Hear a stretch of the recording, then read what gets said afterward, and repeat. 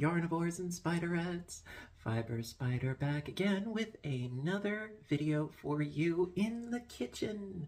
How are all of you doing today? Doing pretty fabulous, because today we are going to be making one of my favorite tasty treats. We're going to be making refrigerator pickles. I mean, not pickles in the traditional sense as far as little baby cucumbers, although you could. No, actually, we are going to be pickling red onions and jalapenos and garlic. You can really do whatever sort of veggie you want. And the process is painfully simple. It's really quick because we're not going to be fermenting the pickles. No, we're going to be basically creating a brine, sticking them in the fridge, and then in a day or two, they are ready to go. It's that easy, it's fabulous, and I tell you, pickled jalapenos, pickled red onion, and some garlic with cream cheese on sourdough toast, it's one of my favorites. I call it a sourdough schmear. It's fabulous. If you don't have a bagel, the bread works just as well. And like I said, very, very, very simple. And as far as the brine goes, it too is very easy and inexpensive. And of course, you can make tweakings and arrangements and so forth. So without further ado, let's get started, shall we? Okay. Okie dokie. So the first thing we need to do is make our brine, which it's very, very easy, but we need to let it cool before we add it to our vegetables so that we don't cook them. We want to pickle them, not cook them, you see. So get yourself a nice large pot, and the ratio, the formula for making your brine, it's very, very easy. So right here, I have 6 cups of water. I'm just using regular tap water. I don't have any issues with that. So I've got 6 cups in here.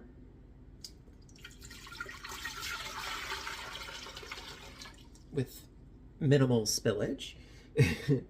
And then because I used 6 cups of water, I'm now going to use 6 cups of, this is distilled white vinegar. Now you could use apple cider vinegar if you want to, but I prefer the taste of this, quite frankly.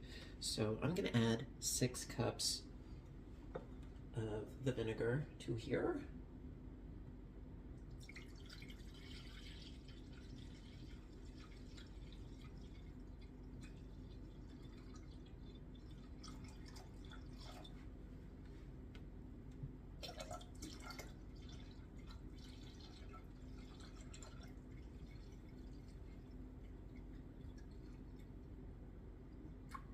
There we go.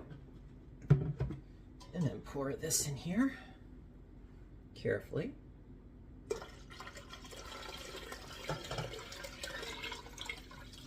There we go. And I think that should be enough. However, I think, to be perfectly frank, I think I'm going to do another 2 cups each. So it's going to be a total of 8 cups of water and 8 cups of the vinegar. Now the reason why is because it's best to have more than you think you're going to need than to run out and you're like, oh snap. Okay, so I'm going to do 2 more cups excuse me, 2 more cups of the vinegar and 2 more cups of the water.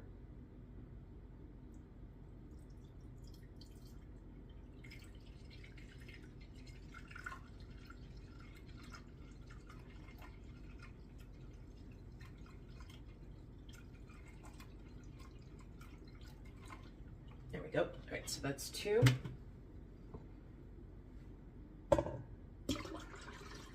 And then I just need 2 more cups of water. Bear with me for just a moment. I'll be right with you.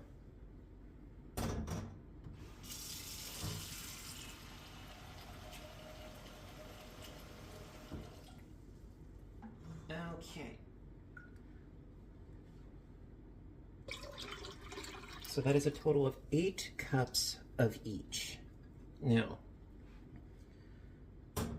for each cup of the water and the vinegar that you use, so it's 1 to 1, and then you do 1, 1 with your salt and your sugar. So since I did 8, I need to do 8 tablespoons of salt and 8 tablespoons of sugar.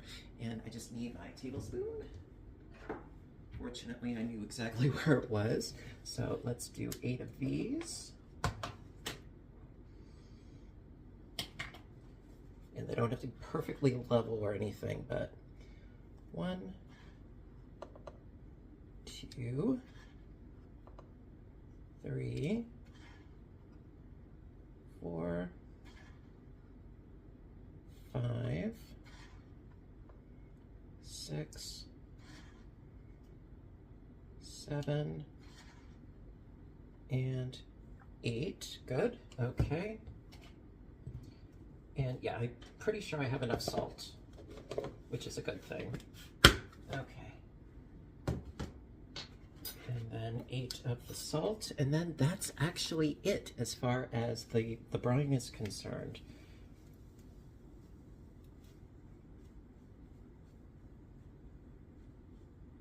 Okay, 1.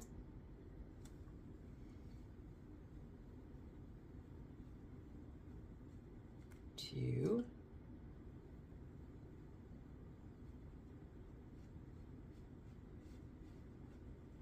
3.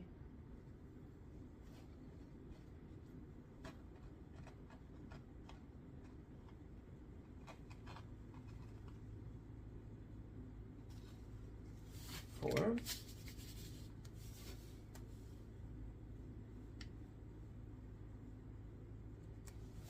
5.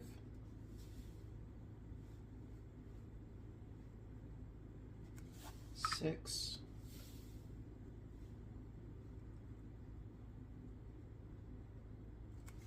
7, and 1 more.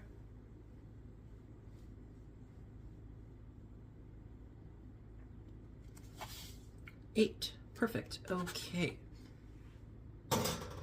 Now, just want to give this a slight mix. And we're not even going to need to bring this up to a boil. No, we're just going to heat it up so that we can dissolve those crystals, both the salt and the sugar. It's kind of thick at the bottom, believe it or not.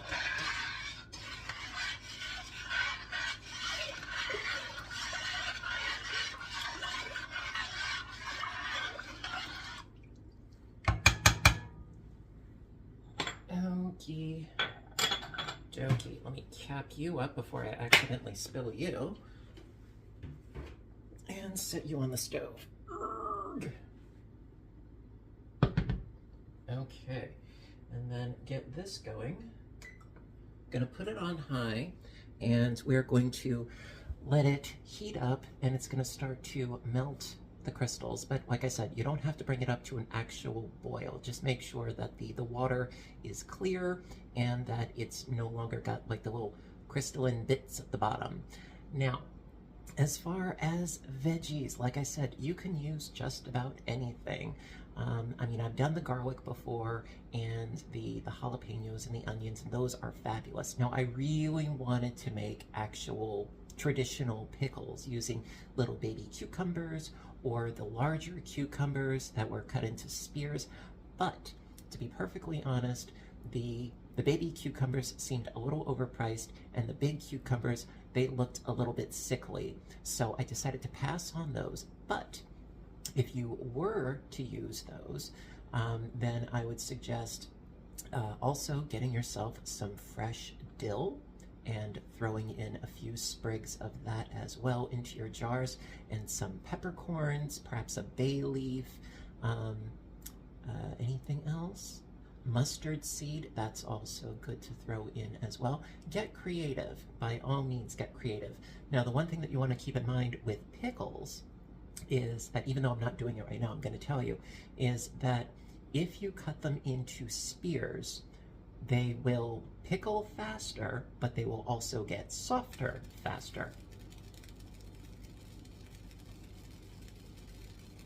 I don't know if you can hear that, but the stove is sizzling on me. Yeah, so they will also get softer faster, which may or may not be a deal breaker for you. So if you want them to remain crispier for longer, keep them whole. That's just a personal suggestion. As far as what we're going to be working on today, really not to worry with either of those things. So let's get our veggies in order and let's get to it. Hello again. All right, so we're going to work on our veggies now. Again, you don't have to do anything tremendously fanciful or anything. It's pretty straightforward stuff. So one of the things that I decided to do ahead of time is I got 4 bulbs of garlic, and I decided, let me get those ready because it was going to be the most time-consuming aspect of them. But all I did was break them off from the bulb, and then I gave it a good smack with the flat part of a large blade and peeled them off. Really that easy, cut off the rough bits and any little spots that didn't look appetizing, and these are all good to go. The onion, well, you could approach that in several different ways. Totally up to you. And also, I have 6 of these jars that are all prepped to go. Now, I didn't know how many jars I was going to need, but again, just like the brine, it's good to have more than you think you are going to need, because it really stinks, like you get all this stuff going and you don't have enough jars or you don't have enough brine. The thing though is you want to pack your jars. Now, it looks like my brine is actually just about ready.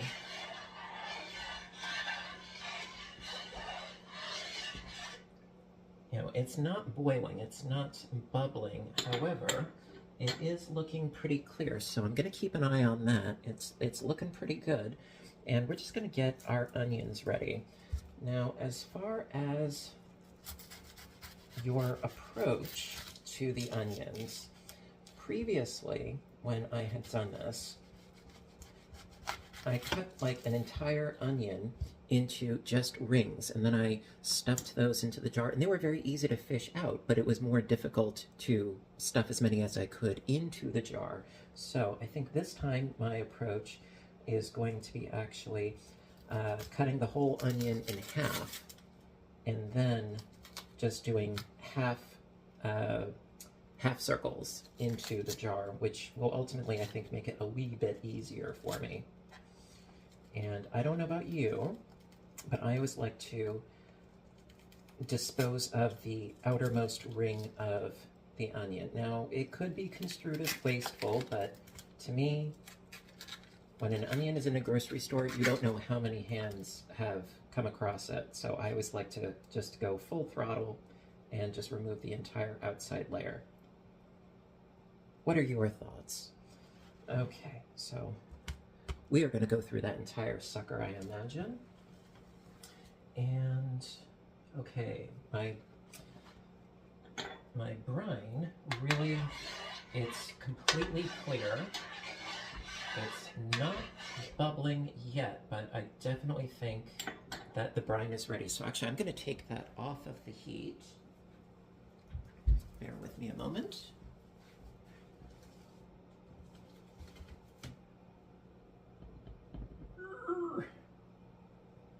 There we go.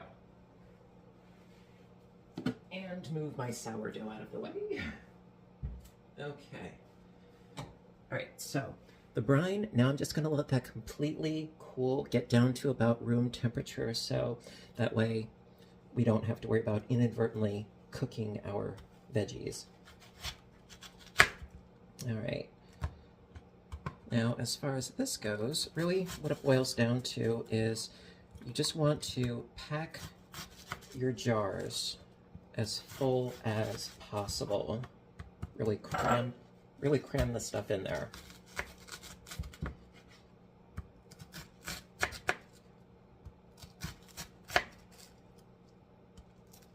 Okay, now this is wanting to slide on me, so let me just put you to the side there. Also, I find it's good to break up your onion layers as you put them into your jar.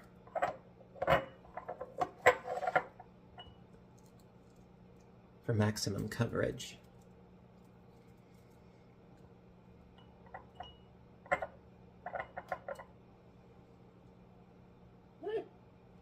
off. It won't come off of my finger. There we go. And of course you can cut them into smaller pieces if you choose. That's fine too. Got this little bit of onion skin. There we go. Being very, very tenacious, my goodness. So you just fill up your jar to capacity. And the reason why you want to do that is because that way, well, you save on the amount of brine that you need to use, as well as if you really compact all this stuff in there, it's not going to try to float up to the surface. Now, they do actually sell these weights, these sort of stopper things that go into the top of your jar, and that will prevent them, the vegetables from rising to the surface. Honestly, I don't see the point in me getting those. It seems like a bit of an investment that I really don't need to make, considering how often I do this. But I just cram everything in as tightly as I can and hope for the best, you know, because you want the brine to completely cover your veggies. That you do want. You don't want them to be exposed to the air at the top if you can help it. So this is only half the onion and it's already pretty full. That's good. That's very good. I've got 6 of these jars, but I still have a ton of peppers to get through. Indeed I do. Another thing that's really fun about the red onion is that as it's pickling, the red of the onion sort of gets bleached out a little bit. The onions still have color to them, yes, but the red onion, the red comes out of the onion and it stains the brine a gorgeous pinkish purplish color. Now, because this is going to be difficult, I'm just going to sort of cut this into some cattywampus strips. Why not? Just put them in there.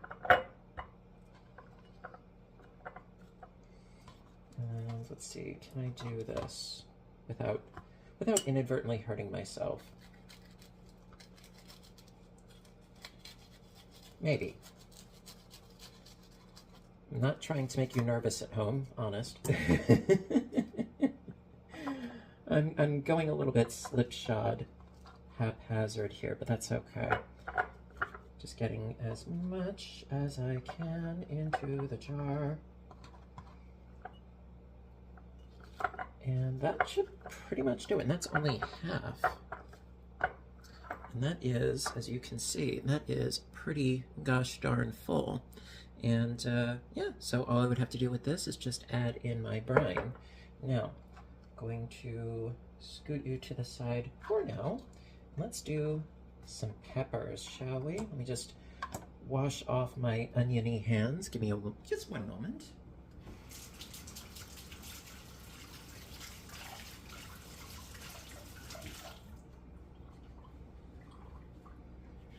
Okay, let's get the peppers going. Okie dokie, so after finishing up the second half of the onion, I've got 2 full jars ready for brine. Gonna put those to the side. And now it's time for our peppers. And so, oh, let me just grab a paper towel for the weird bits, for the stems and such.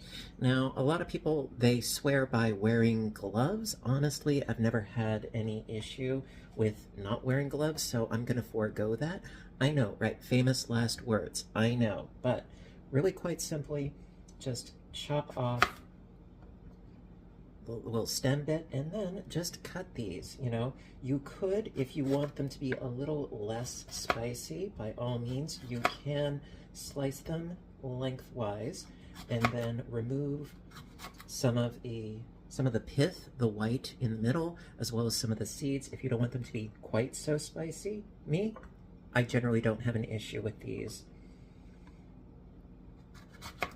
And what I found is that after the pickling process, it sort of mellows out the heat a little bit. I mean, that could be just me, but that is what I found. And yes, I did wash these. As far as the jars, you may be wondering, I did not sterilize them. Like I didn't, put them in boiling water or put them in the stove or anything. No, I just washed them with regular soap and hot water, nothing crazy or outlandish. Because we're not going to be doing the whole canning process where you do like a boiling hot water bath and so forth. No, this is actually much, much easier. So just going through all of my peppers, filling up my jars. Now I am wondering if the amount of garlic that I have, if I have enough to fill up an entire jar, then I might just keep the garlic separate and on its own. I need to try and see. If I don't, then I'm going to mix the garlic in with the peppers, I think. I think I'll do that. So before I go any further with these peppers, let's take a quick look, because I used 4 bulbs of garlic here. So let's see if it'll fill one of these jars. I don't know. We'll see. Maybe.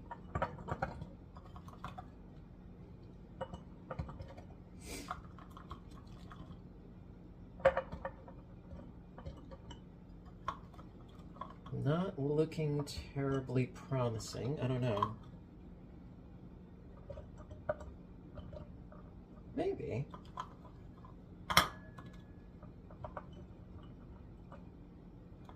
You know what? I think that'll work for us. Yeah, so now I have a completely isolated jar of just pickled garlic, which is nice, because sometimes you want one, but you don't want the other, to each their own. So let's just continue on with our peppers then, shall we? And I got quite a few of them. I could have gone crazier, and in the past I have, trust me. My neighbor can attest, because she usually gets some of what I end up pickling. I like sharing, and making several jars is just as easy as making just one jar, so I figure, why not, Also, as far as how long these pickled veggies will keep, well, they're not shelf stable. You don't want to keep them in your cupboard or your pantry. No, you do want to keep them in your fridge. And to be perfectly honest, I have eaten them well over a month after I had made them, and they were still just as delicious. So the shelf life in your fridge, it's not bad, definitely longer than if they were just sitting on your counter. So I think this jar is just about done, and fortunately I've got 2 more that I can still go through.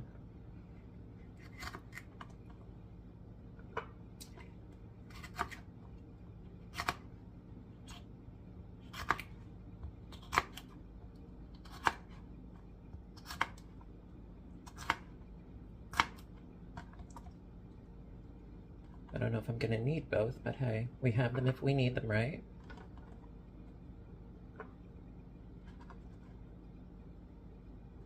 Just really scooch those down in there.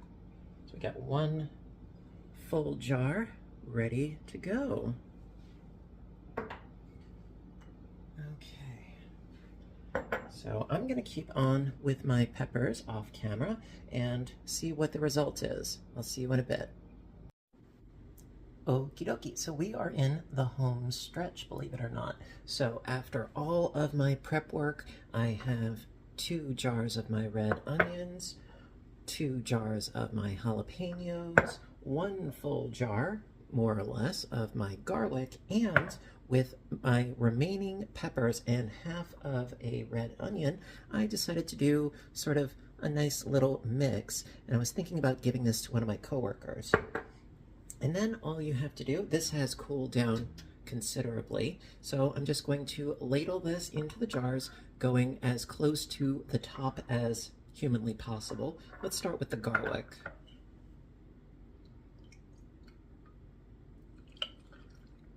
This part can be a little bit messy, but we do what we can. The point is just to cover your veggies and have as little air at the top as possible.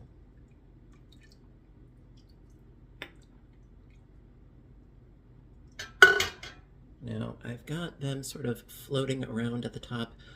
I'm not overtly concerned, but, we'll see what happens. I will give you the update. I'm just going to add a little bit more of my brine. Just a little bit more.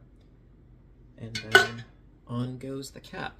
Now, what I would strongly suggest is, with some masking tape and a marker, write down the date in which you made these, because it's very easy to forget and lose track. Now, like I said, these will be ready to eat, and have a nice pickly flavor after about a day or two, but you can eat these. My personal experience, I make no claims, but personal experience is, for about a month even, and they are totally fine.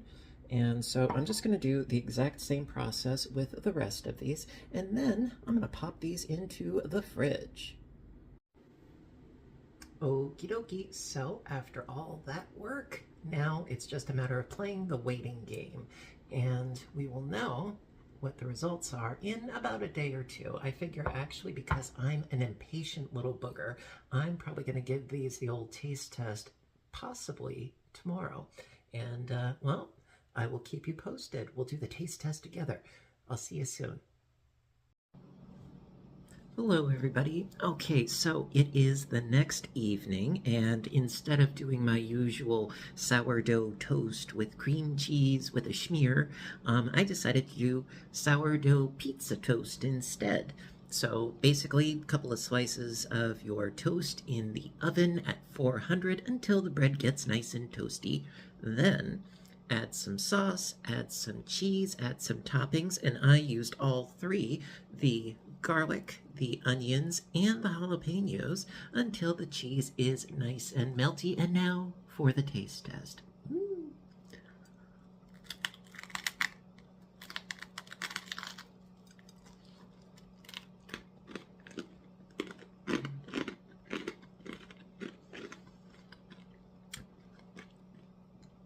I'm only making faces because of the significant crunch factor.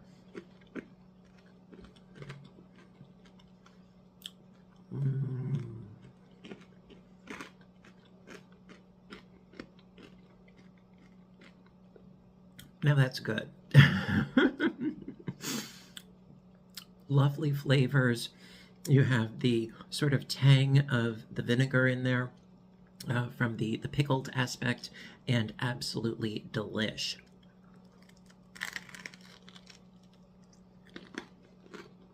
Mm.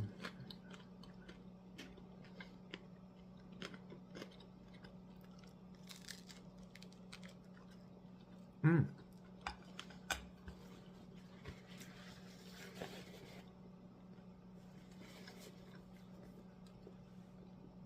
Gives it a really, really nice little kick, Absolutely love how it came out. And like I said, as you can see, it is painfully easy, simple, quick. I only made them just yesterday, and they are delish. And the best part is that you do it, say, last night, and then you have some nice, lovely pickled veggies, in theory, for a month. It's a fabulous thing. Have you ever done pickling? I mean, I know that a while back I did pickled eggs, pickled hard-boiled eggs, and those are good, don't get me wrong, but this, you can add pickled veggies to just about anything. Just give it a little zhuzh, So if you have experience doing pickling of your own, let me know in the comments section. What sort of variations of recipes have you tried? I'm interested to hear from you. Excuse me, I'm still... I'm hungry for more too. And yeah, so listen, I hope that you enjoyed today's video, and if you did, give a little thumbs up button down below, because you know that I appreciate your appreciation. And I know that when you saw that it was going to be a kitchen video, that perhaps you were hoping that it was going to be my mom's cheesecake. Yes, I know I've been talking about it forever, and yes, I do plan on doing it at some point. Time-wise, it's been tricky. But this is so fast and so easy, and I do it on the regular, so I thought, you know what, let me show you how to do it because I enjoy it so much. That being said, again, thank you so much for watching, and you know what to do until next time, right? I want all of you to stay inspired, stay caffeinated, stay making fun, fabulous things in the kitchen, whether they are pickled or schmickled or what have you. And you guys have a great day. Take care of yourselves and each other, and I will see you in my next video. Bye for now, everybody, and have a great day.